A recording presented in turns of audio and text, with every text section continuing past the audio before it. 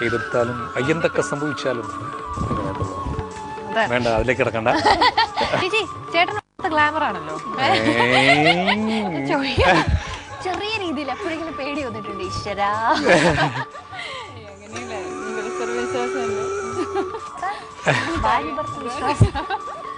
Okay, അതൊന്നും കുഴപ്പമില്ല. 11 വർഷമല്ലേ, ഇനിയും പോവും. 11 വർഷം സംശയം എന്ന് പറയുന്നത് നമുക്ക് പെട്ടെന്ന് കയറി വരുന്ന സാധനമാണേ. ഇല്ല, എന്നാലും ചേട്ടൻ ഇടയ്ക്കിടയ്ക്ക് കുസൃതനൊക്കെ. അപ്പൊ ചേട്ടന്റെ മ്യൂസിക് ഇതിനെ കുറിച്ച് പറയട്ടെ. മ്യൂസിക്, പാട്ട് എങ്ങനെയാണ്? പാട്ടൊക്കെ എഴുതാറുണ്ട് വീട്ടിൽ നിന്ന്? ഇല്ലില്ല, പാട്ട് എഴുതല്ല. പിന്നെ എനിക്ക് അത് ഷോയ്ക്ക് പോകാനുള്ള നമ്മള് ഇത് ഡയറിയിൽ എഴുതണമല്ലോ, അപ്പൊ അതൊക്കെ ഉള്ള എഴുതാറുണ്ട്. അതുപോലും ഞാൻ കുറച്ച് മടിയനാണ് ഞാൻ. പേഴ്സണൽ അസിസ്റ്റന്റ് കൂടെയാണ്.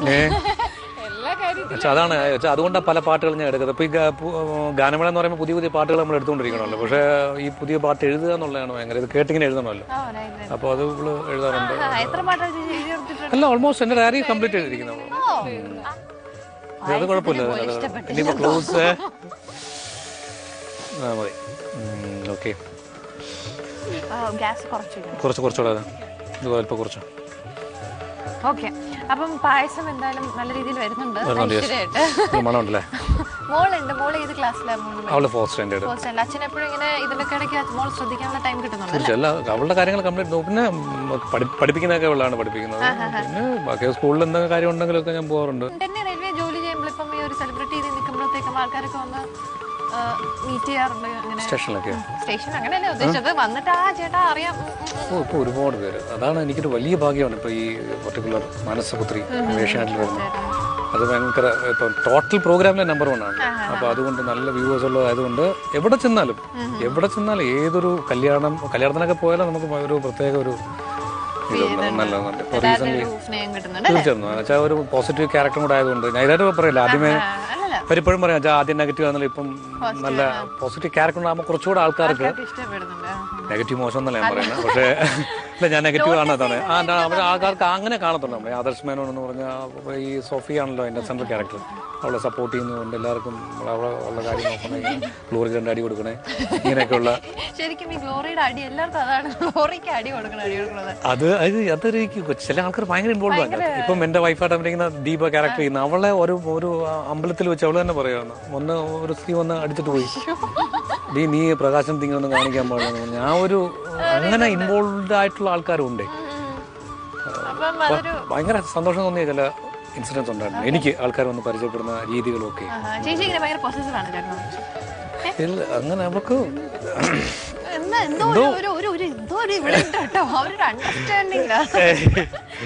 ആയിക്കോട്ടെ. അപ്പം ചേച്ചി പറയുന്നത് ഇത് കുറുകി വരണം അല്ലേ? ഇനി കുറുകി എങ്ങനെയാണ് ചേട്ടാ പാട്ടിലേക്ക് നമുക്ക് പോവാം. പാട്ട് ഒരു 2-3 ലൈൻസ് ഇഷ്ടപ്പെട്ട ഒരു പാട്ട്. ഇഷ്ടപ്പെട്ട് എന്ന് പറഞ്ഞാൽ മലയാളത്തിൽ ഓർക്കുമ്പോൾ പെട്ടെന്ന് ഓർക്കാൻ പറ്റുന്ന ഒരു പാട്ട്. തിരികെ ഞാൻ വരുമെന്ന് വാർത്ത കേൾക്കാനായി ഗ്രാമം കൊതിക്കാറുണ്ടെന്നും, തിരികെ മടങ്ങുവാൻ തീരത്തടുക്കുവാൻ ഞാനും കൊതിക്കാറുണ്ടെന്നും, വിടുവായൻ തവളകൾ പതിവായി കരയുന്ന നടവരമ്പൂർമയിൽ കണ്ടു, വെയിലേറ്റുവാടുന്ന ചെറുമികൾ തേടുന്ന തണലും തണുപ്പും ഞാൻ കണ്ടു, തിരികെ ഞാൻ വരുമെന്ന് വാർത്ത കേൾക്കാനായി ഗ്രാമം കൊതിക്കാറുണ്ടെന്നും, തിരികെ മടങ്ങുവാൻ തീരത്തടുക്കുവാൻ ഞാനും കൊതിക്കാറുണ്ടെന്നും.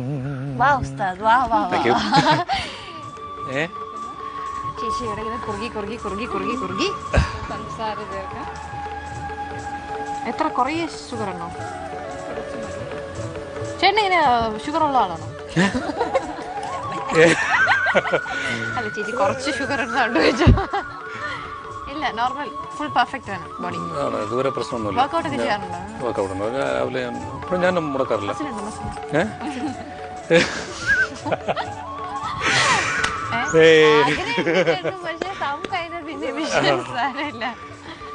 Okay right. നമ്മുടെ ഇതിന്റെ വിശേഷങ്ങളുടെ ഇടയ്ക്ക് നമ്മുടെ കുറച്ച് പായസം ഒക്കെ ഇങ്ങനെ റെഡി ആയി. ചേച്ചി എന്താണ് പായസത്തിന്റെ അവസ്ഥ? ഇപ്പൊ എന്താണ് ഫൈനൽ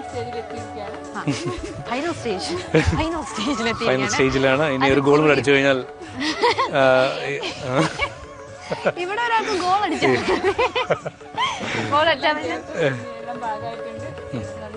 വേൾഡ് കപ്പിലേക്ക് നമുക്ക് സെർവ് ചെയ്യേണ്ടത്.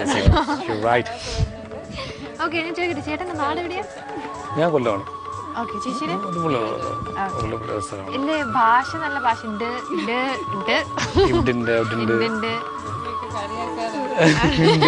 കളിയാക്കാറുണ്ട്. ഓക്കെ, അപ്പം എനിവേസ് ചേച്ചി എല്ലാം കെടുത്തി, എല്ലാം ഓഫ് ചെയ്തു, ചേച്ചിയും കല കഴിവിക്കാറായി.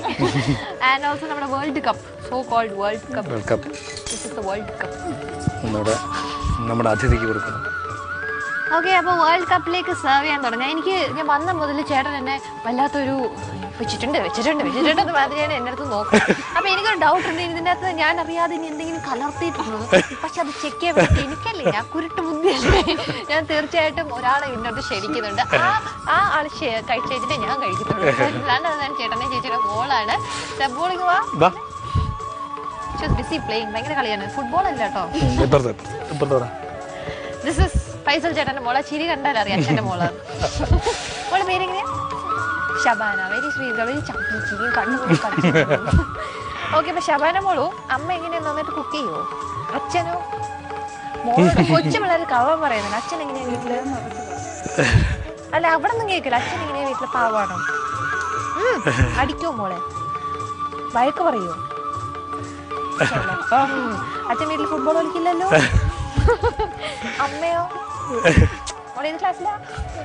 വെരി നിഷ്കളങ്കം. സത്യാവസ്ഥ മൊത്തം ഇവിടെ നിന്ന് ചോദിച്ചറിയായിരുന്നു. ചേച്ചി റെഡി ആയിരിക്കാം മോക്ക് വായിൽ കൊടുക്കാൻ. മോളെന്ന് കഴിച്ചു നോക്കിയേ, ചേച്ചി.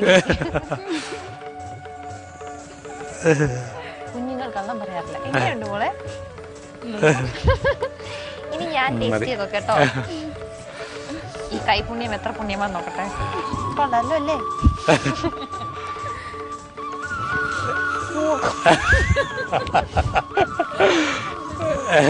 കൊള്ളാട്ടോ.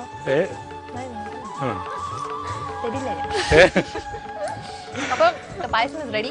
ഈ പായസത്തിന് ഇത്ര ഉണ്ടാക്കിയ ഇടയ്ക്ക് നമുക്ക് എന്തായാലും ചേട്ടന്റെ ഫാമിലിയെ കുറിച്ച് മൊത്തമായിട്ട് അറിയാൻ ശ്രമിച്ചു. മോള് സത്യം പറഞ്ഞ മോള് വെരി ക്യൂട്ട്, നാക്ക് പൊള്ളിയുണ്ട് കേട്ടോ. Very cute. അച്ഛൻ്റെയും അമ്മയുടെയും ദ ഹാപ്പി ഫാമിലിയാണിത്. അപ്പം ചേട്ടനെ കണ്ട് തന്നെ അറിയാം, വെരി ഡീസന്റ് ആണ്. പെൺകുട്ടികളൊന്നും ആഗ്രഹിക്കട്ടെ കേട്ടോ. Very neat boy. തന്നെ ചേച്ചി ആൻഡ് മോൾ, താങ്ക് യു സോ മച്ച് ചേച്ചി. ഓണത്തിന് ഞങ്ങൾക്ക് ഇത് തന്നെ ഉണ്ടാക്കി തന്നതിൽ സന്തോഷമുണ്ട്. നിങ്ങളുടെ ഓണമൊക്കെ നന്നായിട്ട് ആഘോഷിക്കുമെന്ന് പ്രതീക്ഷിക്കുന്നു. ആഘോഷിച്ചോണ്ടിരിക്കുകയാണല്ലേ?